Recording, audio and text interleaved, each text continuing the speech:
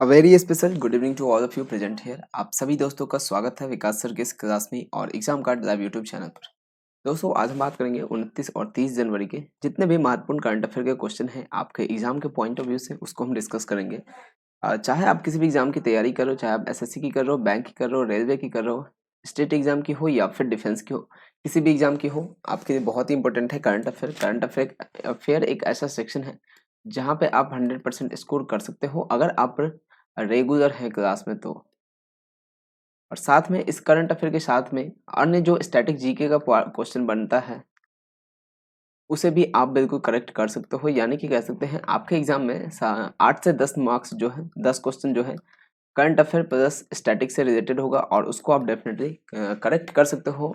इसका जो मार्क्स है उसको 100% गेन कर सकते हो अगर आप रेगुलर हैं, अपडेटेड हैं तो।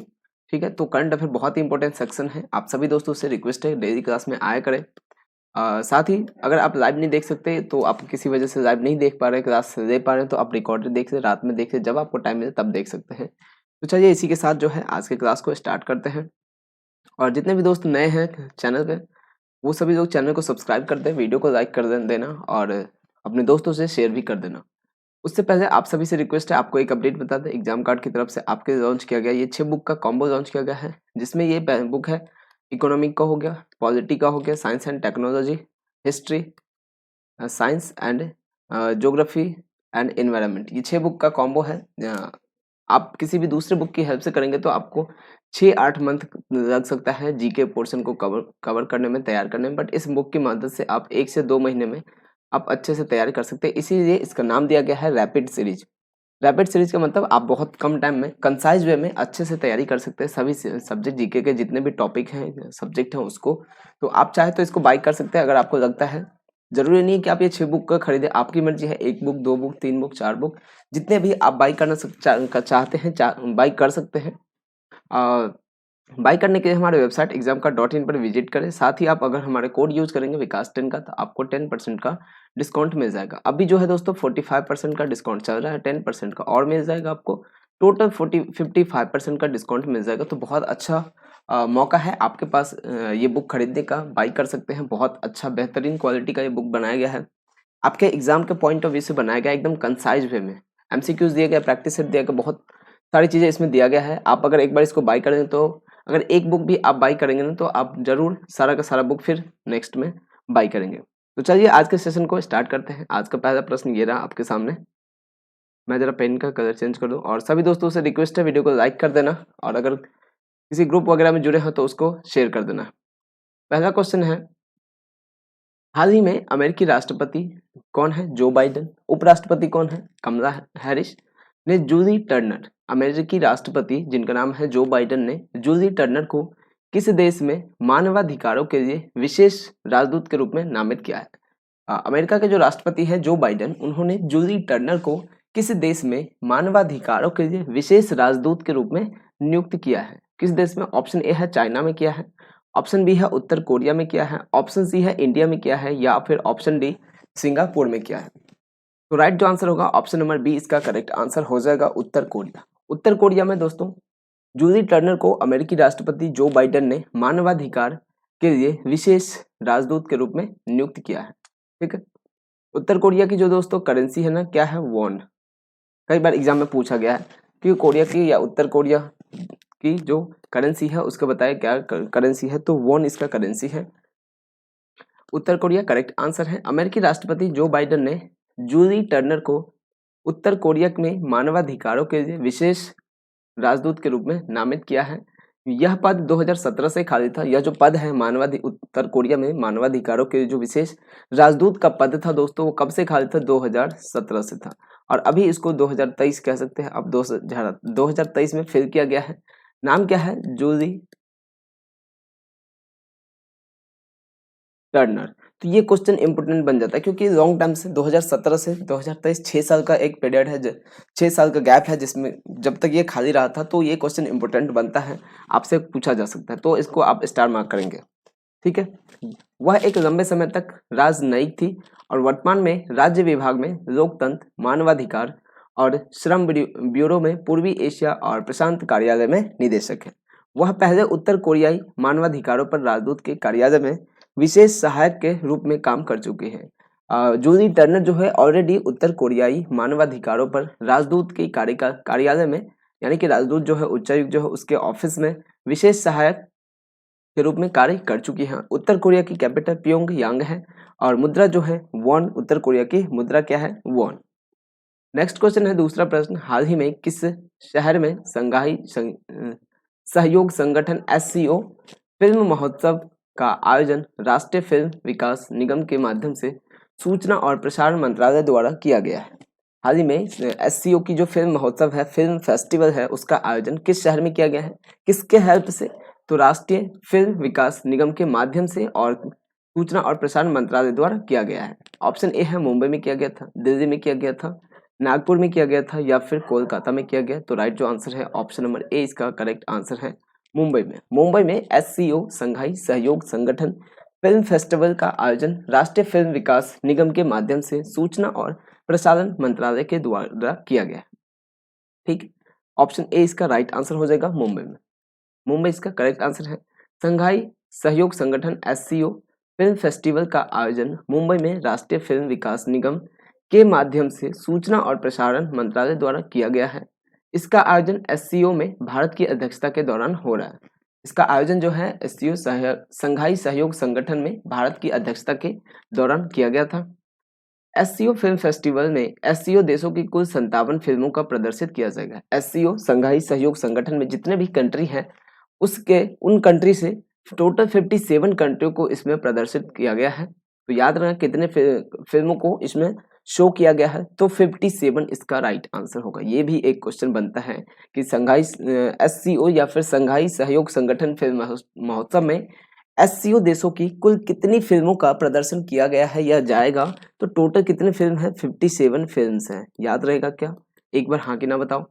प्रतियोगिता वर्ग के लिए 14 फिल्मों को नामांकित किया गया है। प्रतियोगिता वर्ग के लिए कितने फिल्मों को? 14 वर्गों को फिल्मों को नामांकित किया गया है। SCO का जो मुख्यालय है कहाँ पे है? बीजिंग चाइना में SCO संघाई सहयोग संगठन का मुख्यालय है। तीसरा प्रश्न है, हाल ही में किस तिथि को अंतर्राष्ट्रीय शिक्षा दिवस के रूप में मनाया गया? किस तिथि को अंतर्राष्ट्रीय शिक्षा दिवस के रूप में मनाया गया है? 27 जनवरी, 24 जनवरी, 25 जनवरी और 28 जनवरी। तो राइट आंसर क्या है? ऑप्शन नंबर 20 का करेक्ट आंसर हो जाएगा 24 जनवरी। 24 जनवरी को और क्या चीजें मनाई गई थी? 24 जनवरी को मनाया गया था दोस्तों राष्ट्रीय शिक्षा दिवस,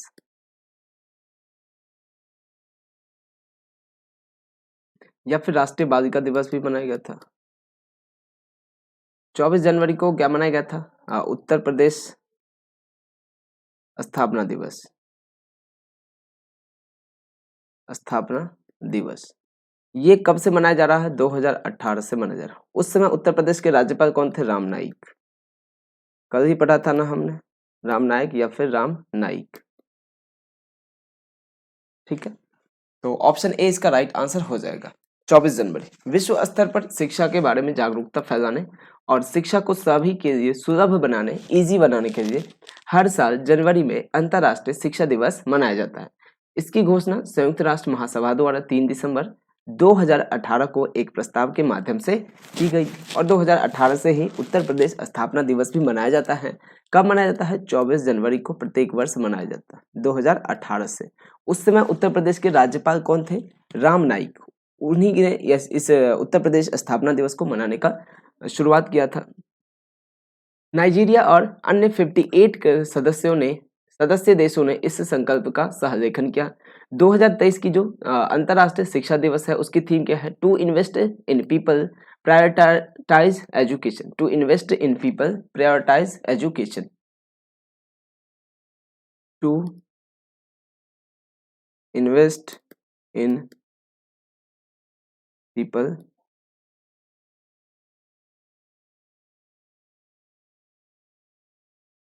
प्रायोरिटाइज एजुकेशन। ठीक है, चौथा प्रश्न क्या कहता है? किस राज्य के मुख्यमंत्री ने छात्रों में नैतिक मूल्यों को विकसित करने के लिए राज्य के सरकारी स्कूलों में भगवत गीता, रामायण, महाभारत और अन्य धार्मिक पुस्तकों के अंश पढ़ाए जाने की घोषणा की है? तो ऑप्शन ए है पंजाब, ऑप्शन बी है तमिलनाडु, ऑप्शन सी है कर्नाटक और ऑप्शन डी है मध्य प्रदेश। तो राइट जो आंसर होगा इसका क्या आंसर है, ऑप्शन नंबर डी इसका करेक्ट आंसर हो जाएगा। ठीक है, मध्य प्रदेश में दोस्तों मध्य प्रदेश के जो मुख्यमंत्री है कौन है, शिवराज सिंह चौहान। शिवराज सिंह चौहान ने छात्रों में नैतिक मूल्यों को विकसित करने के लिए राज्य की सरकार जितने भी सरकारी स्कूल हैं उसमें भगवत गीता, रामायण, महाभारत और अन्य धार्मिक पुस्तकों के अंश पढ़ाए जाने, यानी कह सकते भगवत गीता, रामायण, महाभारत और अन्य जितने धार्मिक पुस्तक है उसके बारे में पढ़ाए जाने की घोषणा किया है कि सभी सरकारी स्कूलों में भगवत गीता, रामायण, महाभारत और अन्य धार्मिक पुस्तकों को बारे में पढ़ाया जाएगा। तो ऑप्शन कौन सा करेक्ट होगा, ऑप्शन नंबर डी इसका करेक्ट आंसर हो जाएगा मध्य प्रदेश। मध्य प्रदेश की बात कर दोस्तों एमपी, तो इसके जो गवर्नर हैं सबसे इंपॉर्टेंट बनता है, सीएम तो आपको याद होगा लेकिन गवर्नर जो है मंगू भाई पटेल, मंगू भाई पटेल इसके मध्य प्रदेश के गवर्नर हैं। मध्य प्रदेश के जो मुख्यमंत्री हैं शिवराज सिंह चौहान ने जनवरी 2023 में घोषणा की कि छात्रों में नैतिक मूल्यों को विकसित करने के लिए राज्य के सरकारी स्कूलों में भगवत गीता, रामायण, महाभारत और अन्य धार्मिक पुस्तकों के अंश पढ़ाए जाने की घोषणा किया है। मार्च 2022 में गुजरात सरकार ने भी यह घोषणा की है कि भगवत गीता कक्षा 6 से 12 तक के स्कूल पाठ्यक्रम की का हिस्सा होगी। गुजरात सरकार ने मार्च 2022 में यह घोषणा किया था कि 6 से 12 तक के जो स्कूल का पाठ्यक्रम होगा उसका हिस्सा कौन सा होगा, एक इम्पोर्टेंट कह सकते हैं भगवत गीता जो है कक्षा 6 से 12 के स्कूल के जो पाठ्यक्रम है, सिलेबस है, उसका एक पार्ट होगा, हिस्सा होगा। मध्य प्रदेश के जो मुख्यमंत्री शिवराज सिंह चौहान है और राज्यपाल मंगू भाई पटेल मध्य प्रदेश के राज्यपाल। ठीक है, और गुजरात के कौन है, आचार्य देवव्रत, आचार्य देवव्रत गुजरात के राज्यपाल। ठीक, गुजरात की कैपिटल क्या है, गुजरात की कैपिटल है गांधीनगर। ठीक है, गांधीनगर को गिफ्ट सिटी के रूप में भी जाना जाता है, गिफ्ट सिटी के नाम में से किसे जाना जाता है, गुजरात। कई बार एग्जाम में पूछा गया है कि बताइए गिफ्ट सिटी के रूप नाम से किस शहर को जाना जाता है, तो गिफ्ट सिटी के नाम से किसे जाना जाता है, गांधीनगर। गिफ्ट सिटी की फुल फॉर्म की बात करें तो इसका फुल फॉर्म होता है Gujarat international financial tech. Gujarat, दोबारा सुनना, गुजरात इंटरनेशनल फाइनेंशियल टेक।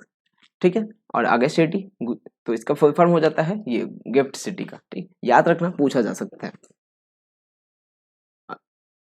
ठीक है, नेक्स्ट देखते हैं। उससे पहले आपको बता दें दोस्तों एक चीज कि आपके लिए एग्जाम कार्ड ने करंट अफेयर के बारे में का एक बुक लॉन्च किया है।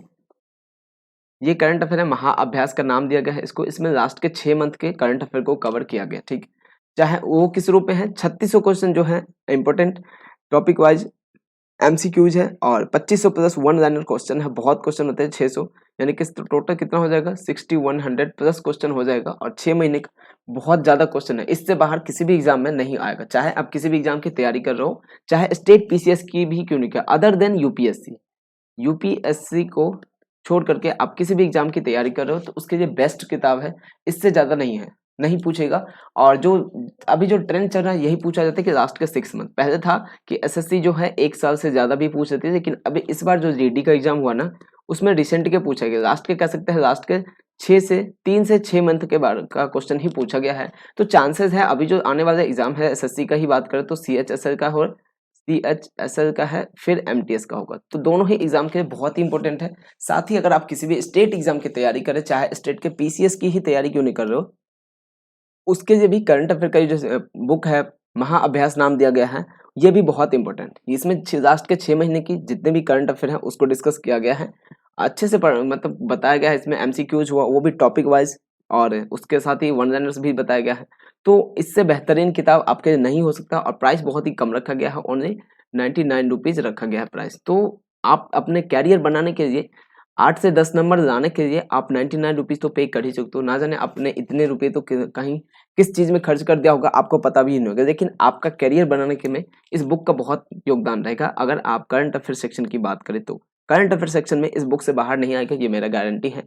आप सभी लोग इसको मेरी सजेशन माने तो आप जरूर बाई करें। लिंक वगैरह सब कुछ डिस्क्रिप्शन में दिया गया है। साथ ही आप हमारा मंथली करंट अफेयर का जो मैगजीन आता है जिसका प्राइस सिर्फ और सिर्फ 49 रुपीज रखा गया है, उसको भी आप बाई कर सकते हैं। इस बुक का या फिर किसी भी बुक का जो है प्राइस बहुत ही कम रखा जाता है ताकि सभी लोग बाई कर सकते हैं। अफोर्डेबल प्राइस होगा ताकि कम से कम प्राइस में ज्यादा से ज्यादा लोगों तक बुक को पहुंचाया जाए। कम प्राइस होगा तो ज़्यादा से ज़्यादा लोग पढ़ेंगे, उनको हेल्प मिलेगा। और क्या चाहिए, बस इतना ही चाहिए ताकि वो अपना कैरियर बना सके।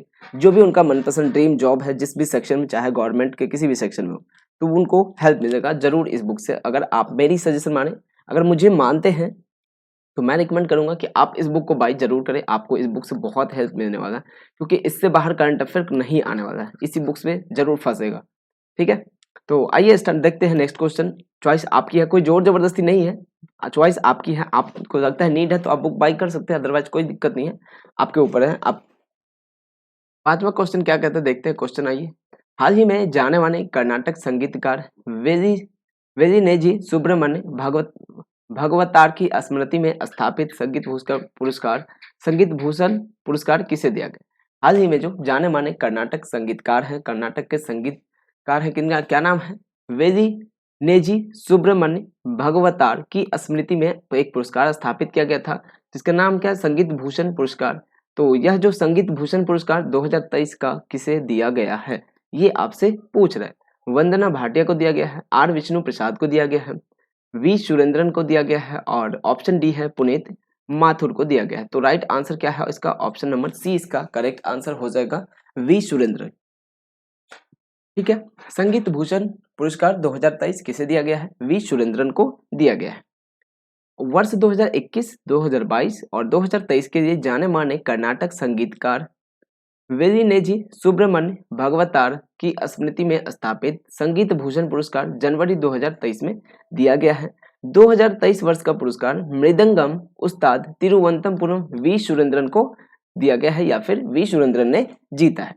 2021 के लिए पुरस्कार गायक वी रामाचंद्रन ने, 2021 के लिए किसे दिया गया है, वी रामाचंद्रन को दिया गया है, किसके, 2021 के। 2022 के लिए पुरस्कार वायलिन वादक वी सुब्रमण्यम ने जीता है। 2022 के लिए वी सुब्रमण्यम ने जीता है, और 2021 के लिए वी रामाचंद्रन ने, 2022 के लिए वी सुब्रमण्यम ने, और 2023 के लिए वी सुरेंद्रन ने जीता है। कर्नाटक के मुख्यमंत्री बसवराज बोमई है, और राज्यपाल यहाँ के कर्नाटक के थावर चंद गहलोत राज्यपाल हैं कर्नाटक के। छठा प्रश्न है, हाल ही में किस राज्य के मांड्या जिले के चिक्कार सिनाकेरे गांव को तंबाकू मुक्त गांव घोषित किया गया है। किस राज्य के जो मांड्या जिला है, उस डिस्ट्रिक्ट के चिक्कार सिनाकेरे गांव को तंबाकू मुक्त गांव घोषित किया गया है। ऑप्शन ए क्या है, गुजरात है, ऑप्शन बी मणिपुर कर्नाटक, और ऑप्शन डी है मध्य प्रदेश। तो राइट आंसर ऑप्शन सी होगा, एक मिनट, कर्नाटक, हाँ, ऑप्शन सी इसका करेक्ट आंसर हो जाएगा। ठीक, कर्नाटक के मांड्या जिले के जो चिक्कारन सिनाकेरे गांव को तंबाकू मुक्त घोषित किया है, ऑप्शन सी इसका करेक्ट आंसर हो जाएगा। कर्नाटक के मांड्या जिले के चिक्कार सिनाकेरे गांव को तंबाकू मुक्त गांव घोषित किया गया है। 23 जनवरी 2023 को जिला स्तरीय तंबाकू नियंत्रण प्रकोष्ठ की समन्वय समिति की बैठक में गांव को तंबाकू मुक्त घोषित किया गया है। जनवरी 2023 में जिला स्तर पर जो एक तंबाकू नियंत्रण प्रकोष्ठ की समन्वय समिति की बैठक हुई थी, उस बैठक में गांव को तंबाकू मुक्त गांव घोषित किया गया था। जबकि श्री रंगपटना और पांडवपुरा तालुकों के विना हल्दी और चगा शेट्टी हल्दी गांव को पहले ही जिले तंबाकू मुक्त घोषित किया जा चुका है। इसी गांव के कौन सा, श्रीरंगपटना और पांडवपुरा तालुकों के कौन सा गाना, वीना हल्दी, जो कि इसी डिस्ट्रिक्ट में पड़ता है, मांड्या जिले में, और चिगा शेट्टी हल्दी गांव को पहले ही तंबाकू मुक्त घोषित किया जा चुका है। बसवराज बोमई यहाँ के मुख्यमंत्री हैं, और थावरचंद गहलोत यहाँ के राज्यपाल हैं। सातवां प्रश्न क्या कहता है, एक मिनट,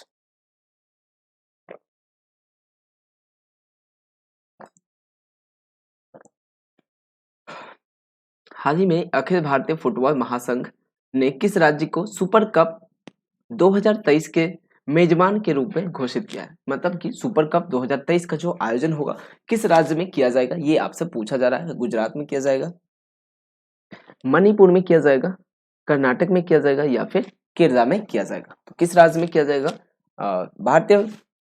अखिल भारतीय फुटबॉल महासंघ का जो सुपर कप होता है वो 2023 का किस राज्य में किया जाएगा, ऑप्शन नंबर डी इसका करेक्ट आंसर हो जाएगा, केरला में किया जाएगा। ठीक, केरला। अगर बात करें सुपर कप की, तो सुपर कप में टोटल 11 टीमें जो है पार्टिसिपेट करती है सुपर कप।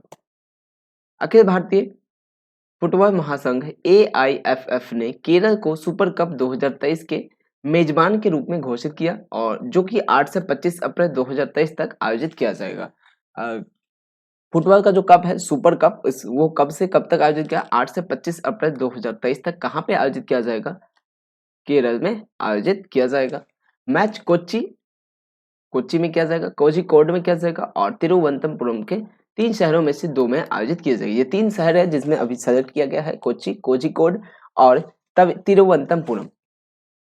इसके 3 शहरों में से, इन 3 शहरों में से किसी 2 शहर में आयोजित किया जाएगा। इंडियन सुपर लीग की सभी 11 टीमों और 2022-23 की आई लीग की विजेता को सुपर चरण में सीधे प्रवेश मिलेगा। कर्नाटक के जो मुख्यमंत्री हैं, सॉरी कर्नाटक नहीं, केरला के हैं, ये केरला के हैं और ये भी केरला के हैं। केरला के मुख्यमंत्री पिनराई विजयन हैं और राज्यपाल जो हैं आरिफ मोहम्मद खान, केरला के राज्यपाल हैं। हाल ही में भारतीय नौसेना का प्रमुख समुद्री अभ्यास ट्रोपेक्स 2023 हिंद महासागर में आयोजित किया जाए। भारतीय नौसेना का जो प्रमुख समुद्री अभ्यास है जिसका नाम क्या है? ट्रोपेक्स 2023। ये कहाँ पे आयोजित किया गया है? हिंद महासागर में किया गया है। और यह अभ्यास कितने महीने का चलेगा, ये आपसे पूछ रहे। सवाल है कि भारतीय नौसेना का जो प्रमुख समुद्री अभ्यास है ट्रोपेक्स 2023 जो हुआ है अभी हिंद महासागर में, वो कितने महीने तक चलेगा? ऑप्शन ए है 2 महीने, ऑप्शन बी है 1 महीने, ऑप्शन सी है 4 महीने और ऑप्शन डी है 3 महीने। तो राइट आंसर क्या होगा इसका? ऑप्शन नंबर डी ही इसका राइट आंसर है। 3 महीने तक चलेगा। कितने महीने तक? 3 मंथ्स। ठीक है, 3 महीने तक ये अभ्यास चलेगा ट्रोपेक्स, जो कि हिंद महासागर में किया गया है। और किसका अभ्यास है ये? नौसेना का है। ठीक है, ये भी इंपॉर्टेंट बनता है कि किस सेना ने किया है। नौसेना ने किया है, वायुसेना ने किया है, थल सेना ने किया है। तो नौसेना का अभ्यास है ये ट्रोपेक्स 2023, जो कि कहाँ पे किया गया है दोस्तों? हिंद महासागर में किया गया है। और ये कितने महीनों तक चलेगा, कितने अवधि तक चलेगा? तो 3 महीने तक ये चलने वाली अभ्यास है ट्रोपेक्स 2023। भारतीय नौसेना का प्रमुख समुद्री अभ्यास ट्रोपेक्स 2023 हिंद महासागर में आयोजित किया जा रहा है। ट्रोपेक्स 2023 का आयोजन जनवरी से मार्च 2023 तक 3 महीने की अवधि के लिए किया जा रहा है। ट्रोपेक्स अभ्यास हर 2 साल में एक बार आयोजित किया जाता है। ट्रोपेक्स अभ्यास जो है हर 2 साल, प्रत्येक वर्ष नहीं कर करके हर 2 साल पे एक बार इसका आयोजन किया जाए। समुद्री निगरानी का पहला अभ्यास जनवरी 2019 में आयोजित किया गया था, यानी कह सकते हैं ट्रोपेक्स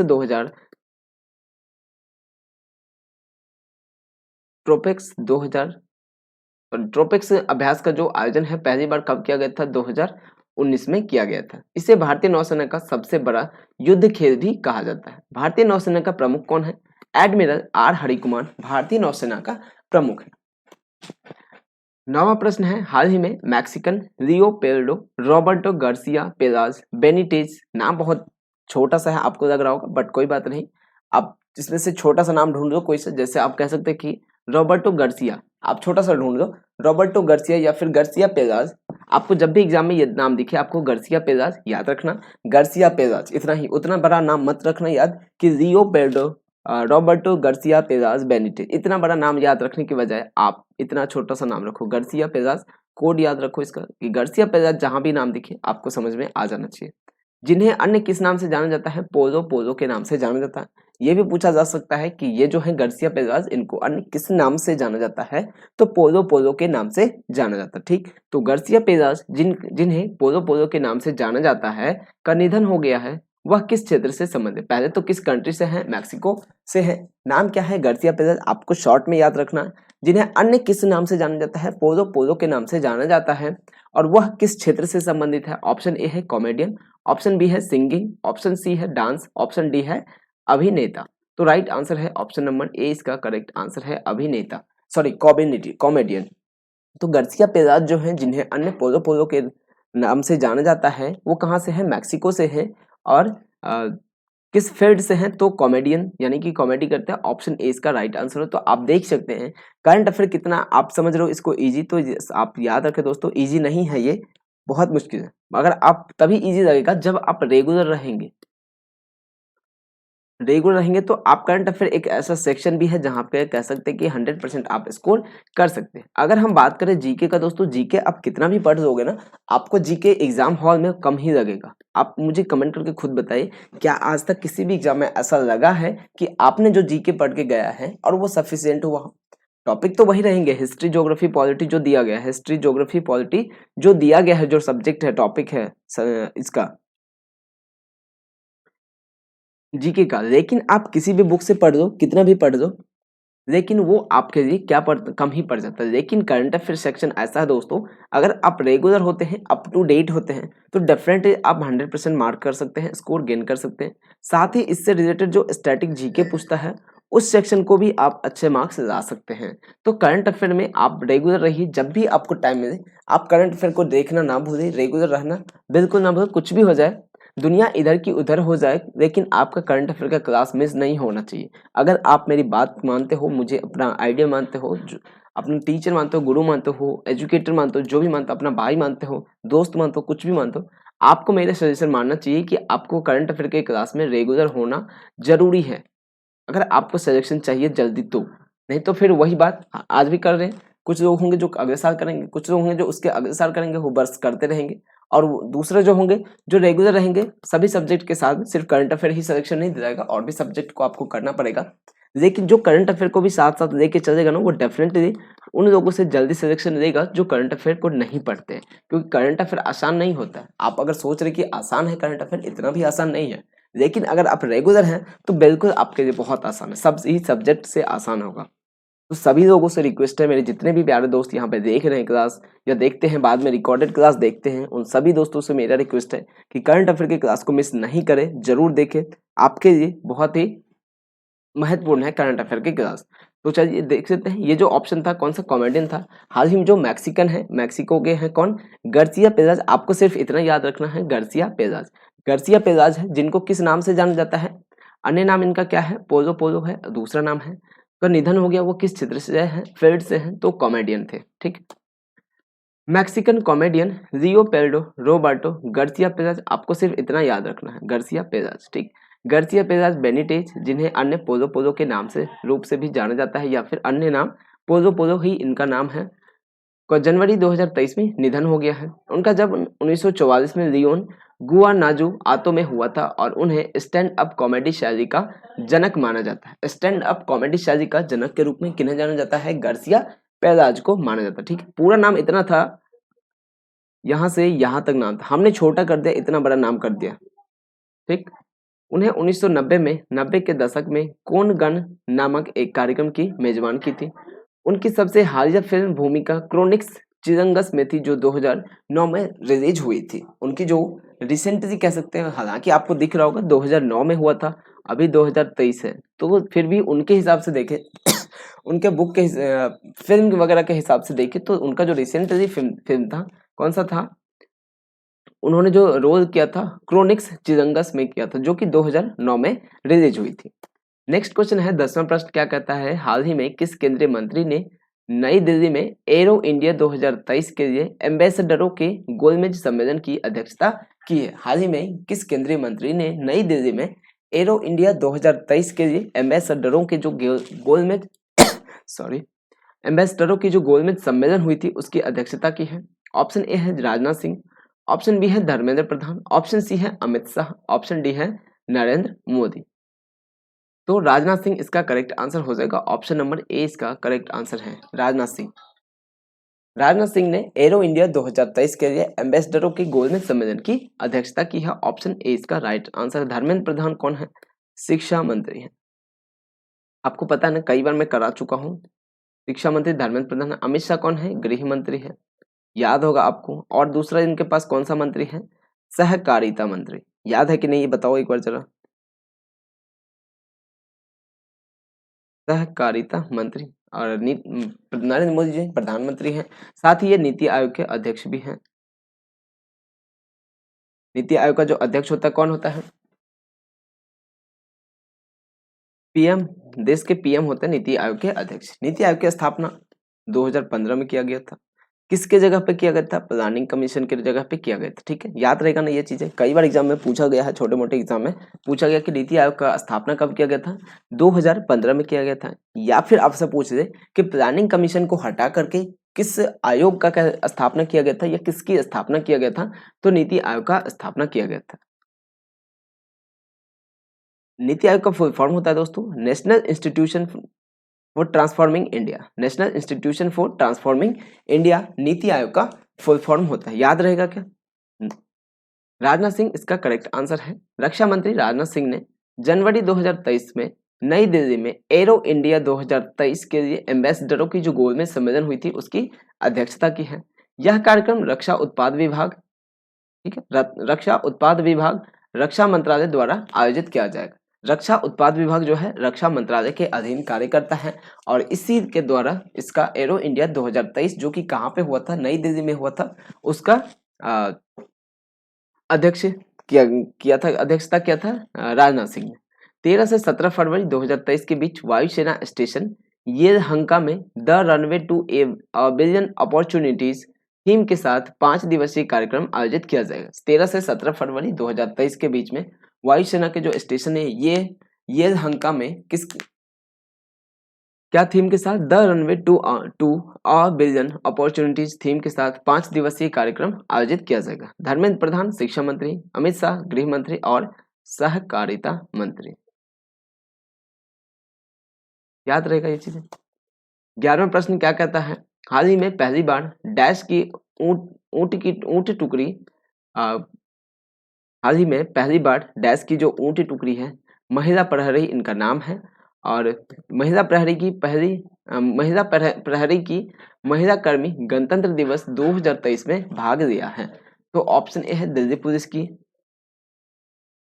सीआरपीएफ, बीएसएफ और आईटीबीपी। तो इसका जो करेक्ट आंसर है दोस्तों बीएसएफ, बॉर्डर सिक्योरिटी फोर्स इसका फुल फॉर्म होता है। तो बीएसएफ की पहली बार हुआ है जब बीएसएफ की जो ऊंट टुकड़ी है महिला प्रहरी की महिला कर्मी गणतंत्र दिवस 2023 पर में भाग लिया है। और इस बार 26 जनवरी 2023 को अतिथि कह सकते हैं या फिर चीफ गेस्ट के रूप में किस कंट्री के प्रेसिडेंट को बुलाया गया था? तो मिस्र बोले या फिर इजिप्ट बोले। इसकी कैपिटल क्या है? काहिरा। एग्जाम में पूछा गया है, लास्ट ईयर एसएससी के एग्जाम में पूछा गया था कि मिस्र की कैपिटल क्या है? तो काहिरा है। ठीक है, इंग्लिश में कायरो बोलते हैं, हिंदी में काहिरा। ठीक, पहली बार सीमा सुरक्षा बल बीएसएफ की ऊंट टुकड़ी महिला प्रहरी की महिला कर्मी गणतंत्र दिवस 2023 में भाग लिया है। बीएसएफ देश में एकमात्र ऐसा बल है जो परिचालन और औपचारिक दोनों कार्यों के लिए ऊंटों को तैनात करता है। बीएसएफ देश में एक ऐसा बल है, फोर्स है जो परिचालन और औपचारिक दोनों कार्यों में ऊंटों को तैनात करता है। ठीक, एक महिला अधिकारी के नेतृत्व में सिग्नल कोर की सीमा भवानी नामक बीएसएफ की एक महिला साहसी मोटरसाइकिल टीम परेड का हिस्सा हुई थी। नाम क्या था? भवानी नामक बीएसएफ की एक महिला साहसी मोटरसाइकिल टीम जो है परेड में भाग ली थी। तो आपसे नाम भी पूछा जा सकता है, क्या नाम था? तो भवानी। ठीक है, बीएसएफ के जो महानिदेशक है सुजॉय लाल थाउसेन बीएसएफ के महानिदेशक है। नेक्स्ट प्रश्न है 12 नंबर का। हाल ही में किस कंपनी ने भारत का पहला स्वदेशी रूप से विकसित क्वाड्रीवेलेंट ह्यूमन पैपिलोमा वायरस टीका सर्वावैक्स लॉन्च किया है? भारत की किस कंपनी ने हाल ही में किस कंपनी ने भारत का जो पहला स्वदेशी रूप से विकसित क्वाड्रीवेलेंट ह्यूमन पैपिलोमा वायरस टीका सर्वावैक्स लॉन्च किया है? ठीक, ऑप्शन ए है नोवावैक्स, ऑप्शन बी है भारत बायोटेक, ऑप्शन सी है सीरम इंस्टीट्यूट ऑफ इंडिया और ऑप्शन डी है इनमें से कोई नहीं। तो अगर आपको जो राइट आंसर है दोस्तों इसका ऑप्शन नंबर सी इसका करेक्ट आंसर हो जाएगा, सीरम इंस्टीट्यूट ऑफ इंडिया, जो कि कहाँ पे स्थित है? पुणे में स्थित है। पुणे में स्थित है सीरम इंस्टीट्यूट ऑफ इंडिया ने भारत का जो पहला स्वदेशी रूप से विकसित क्वाड्रीवैलेंट ह्यूमन पैपिलोमा वायरस टीका सर्वावैक्स को लॉन्च किया है। ऑप्शन सी इसका करेक्ट आंसर हो जाएगा। Serum institute of India SII ने जनवरी 2023 में भारत का पहला स्वदेशी रूप से विकसित क्वाड्रीवैलेंट ह्यूमन पैपिलोमा वायरस टीका सेरवावैक्स लॉन्च किया है? जनवरी सर्वाइकल कैंसर जागरूकता महीना भी है। जनवरी महीना को सर्वाइकल कैंसर जागरूकता के रूप में भी घोषित किया गया है। जी, जनवरी जो होगा सर्वाइकल कैंसर जागरूकता महीना होगा। सर्वावैक्स सर्वाइकल कैंसर के लिए एक टीका है और भारत में सर्वाइकल कैंसर 15 से 44 वर्ष की महिलाओं में होने वाली दूसरी सबसे प्रचलित बीमारी है। भारत में जो सर्वाइकल कैंसर है 15 से 44 उम्र की जो महिलाएं हैं उनमें होने वाली दूसरी सबसे प्रचलित बीमारी है। सीरम इंस्टीट्यूट ऑफ इंडिया का जो सीईओ है कौन है? आधार पूनावाला है। और हेडक्वार्टर कहाँ पे है इसका? हेडक्वार्टर जो है पुणे में है। पुणे कहाँ पे? मुंबई, महाराष्ट्र। सॉरी, मुंबई नहीं, महाराष्ट्र। 13 नंबर का प्रश्न है, हाल ही में किस शहर में पहली बार भारत स्टैक डेवलपर सम्मेलन जनवरी 2023 में आयोजित किया गया है? हाल ही में किस शहर में पहली बार भारत स्टैक डेवलपर सम्मेलन जनवरी 2023 में आयोजित किया गया है? कानपुर में किया गया है, दिल्ली में किया गया है, गांधीनगर में किया गया है या फिर धर्मशाला में किया गया? ऑप्शन 20 का करेक्ट आंसर हो जाएगा दिल्ली में किया गया। दिल्ली में दोस्तों पहली बार जो है भारत स्टैक डेवलपर सम्मेलन जनवरी 2023 में आयोजित किया गया। ऑप्शन 20 का करेक्ट आंसर हो जाएगा। पहली बार भारत स्टैक डेवलपर सम्मेलन जनवरी 2023 में नई दिल्ली में आयोजित किया गया है। सम्मेलन में G20 देशों को और G20 सचिवालय के प्रतिनिधियों को भी आमंत्रित किया गया है। इंडिया स्टैक जो है आधार, हमारा जो आधार कार्ड होता है, UIDAI, UPI, digi locker, CoWIN, GeM, ठीक, GSTN जैसे डिजिटल समाधानों का एक बहुस्तरीय समूह है और इसने भारत के डिजिटल परिवर्तन में महत्वपूर्ण भूमिका निभाई है। दिल्ली के जो मुख्यमंत्री हैं अरविंद केजरीवाल हैं और उपराज्यपाल कौन है? विनय सक्सेना दिल्ली के उपराज्यपाल हैं। विनय सक्सेना को अभी ये पूछा गया है SSC के जो अभी GD का एग्जाम चल रहा है उसमें, तो इसीलिए मैं जो है अभी का हर क्लास में आपको जितने भी स्टेट या फिर यूटीज होते हैं, केंद्र शासित प्रदेश होते हैं, उसके गवर्नर के बारे में या फिर LG के बारे में मैं डेफिनेटली आपको बताता हूँ, लिख के देता हूँ ताकि आपको याद हो जाए। इतनी बार मैं क्लासेस में आपको करा दूंगा कि आपको स्टेट के CM और गवर्नर को अलग से पढ़ने की कभी नीड ही नहीं पड़े। अगर मैं क्लास में इतनी बार करा दूंगा कि आपको CM और गवर्नर को दोबारा कहीं कभी अलग से पढ़ने की नीड ही नहीं होगी, क्योंकि मैं इतनी बार क्लास में करा दूंगा आपको एकदम से रट जाएगा। आपका दिमाग में स्टेट का नाम आते ही आपके दिमाग में उसके जो राज्यपाल हैं या फिर उपराज्यपाल हैं फटाक से आ जाएगा आपके दिमाग में और आप आंसर कर पाओगे। 14 नंबर का प्रश्न है, हाल ही में किस तिथि को राष्ट्रीय मतदाता दिवस मनाया गया? हाल ही में किस तिथि को राष्ट्रीय मतदाता दिवस मनाया गया? ये तो आप सभी को पता होगा, तो आप इसका आंसर मुझे कमेंट करके बताएंगे। ठीक है, मैं आपसे इतना तो उम्मीद कर सकता हूँ कि आप इसका कमेंट जरूर करके मुझे बताएंगे। और कब करेंगे याद रखना, वीडियो जब एंड हो जाएगी तब, ताकि मैं आपके कमेंट को देख पाऊँ। अभी नहीं करना है, अभी जो आप कमेंट कर रहे हो दोस्तों वो तो रिमूव हो जाता है क्लास एंड होने के बाद, तो इसी वजह से आप सभी लोगों से रिक्वेस्ट है जब वीडियो एंड हो जाएगी उसके बाद कमेंट करके बताना कि आपका आंसर क्या है, तो मैं देख पाऊंगा कौन कौन आंसर कर रहे हैं और किन किन दोस्तों का आंसर करेक्ट है। ठीक है, आंसर वैसे यहाँ पे दे रखा है कि 25 जनवरी को भारत के चुनाव आयोग की स्थापना दिवस के उपलक्ष्य में राष्ट्रीय मतदाता दिवस 2023 मनाया जाएगा। 2011 से हर साल 25 जनवरी को राष्ट्रीय मतदाता दिवस मनाया जाता है। कब से मनाया जाता है? 2011 से मनाया जाता है। राष्ट्रीय मतदाता दिवस 2023 की जो थीम है, nothing like voting I vote for sure, ये इसका थीम है। Nothing like voting I vote for sure इसका थीम है। और भारत के चुनाव आयोग की स्थापना हुई थी 25 जनवरी 1950 को भारत के चुनाव आयोग की स्थापना हुई थी। ठीक है, फिर भी आप मुझे कमेंट करके बताना, एक बार देखो तो सही कितने लोग एक्टिव होते हैं, कितने लोग मेरी बातों को सुनते हैं ध्यान से और कमेंट करके बताते हैं। ठीक, तो आज के जितने भी महत्वपूर्ण क्लास थे उसको डिस्कस कर चुके हैं। आपके लिए ये एक अपडेट है कि हमारी जो मंथली करंट अफेयर की मैगजीन है वो जनवरी मंथ का है, अब जल्दी ही हमारा 1 से 2 दिन में जैसे मंथ एंड होगा फरवरी मंथ का करंट अफेयर का जो मैगजीन बुक है आ जाएगा, आप बाई कर सकते हैं। प्राइस बहुत कम होता है, ओनली 49 रुपीज़ होता है। इसमें आपको बहुत सारी चीज़ें दिया जाएगा, प्रैक्टिस सेट के रूप में दिया जाएगा, सभी प्रतियोगिता परीक्षाओं के लिए उपयोगी है। चाहे आप किसी भी एग्जाम की तैयारी करें आपके लिए इंपॉर्टेंट है। 6 माह की परीक्षाओं का कैलेंडर भी सब कुछ इसमें दिया जाएगा। हर प्रश्न से संबंधित उसका संपूर्ण विवरण, यानी कि एक अगर आपको एक MCQ दिया गया है तो उसके साथ में उसके बारे में कुछ पॉइंट्स जो होंगे वो भी आपको इस बुक में दिया जाता है। ठीक, MCQ के साथ में वन लाइनर्स के फॉर्म में भी दिया जाता है कुछ क्वेश्चन जो इंपॉर्टेंट करंट अफेयर से रिलेटेड होते हैं। और 2022 में जितने भी प्रश्न होंगे उसके बारे में भी इसमें बताया गया है, जो उससे जो करंट अफेयर से क्वेश्चन पूछा गया है वो सारी चीजें भी यहाँ पे दिया गया। ठीक, और हमारे मंथली मैगजीन खरीद सकते हैं नजदीकी बुक स्टोर से खरीदें या फिर आप हमारे वेबसाइट जो है examcard.in वहां से खरीदें। examcard.in इस वेबसाइट से आप जाके खरीद सकते हैं या फिर अपने बुक स्टोर, आपके आसपास कहीं पे बुक स्टोर होगा वहां से भी खरीद सकते हैं। ठीक, तो मिलेंगे दोस्तों कल के वीडियो में। अभी के लिए इतना ही, तब तक के लिए बाय बाय, टेक केयर।